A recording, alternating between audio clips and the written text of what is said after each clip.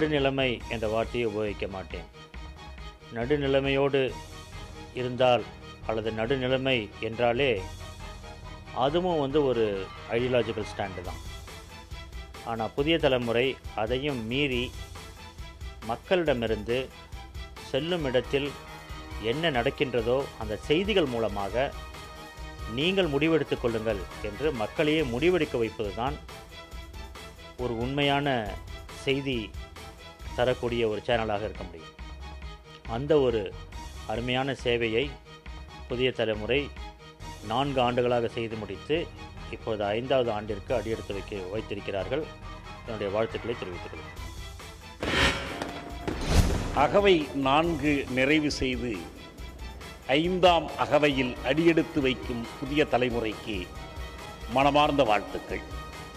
எழுந்தவுடனே நடக்கத் தொடங்கிய குழந்தை புதிய தலைமுறை. காட்சி ஊடகத்துறையில் கடந்த 4 ஆண்டுகளில் அது ஒரு புரட்சியையே செய்துள்ளது எனலாம். காட்சி ஊடகங்கள் வெறும் பொழுதுபோக்கிற்காக அல்லது அற்ப அரசியல் சண்டைகளுக்காக என்று இருந்த நிலையை மாற்றி ஆழ பறந்து செல்லுகிற விவாதங்களை புதிய தலைமுறை தொடக்கி வைத்தது.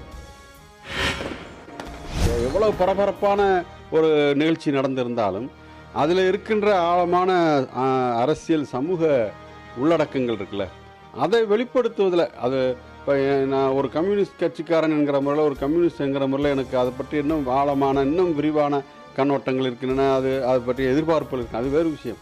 ஆனால் ஒப்பீட்டு அளவில் இன்றைக்கு இந்த அளவிற்கு சில சிந்தனைகளை கொண்டு போக முடிகிறது என்றால் அதில் புதிய தலைமுறையினுடைய அந்த ஈடுபாடு, அவர்கள் அதில் அணுகுகிற விதம் நிச்சயமாக மறுக்க முடியாத ஒன்றாக, வளர்க்கப்பட வேண்டிய ஒன்றாக இருக்கிறது.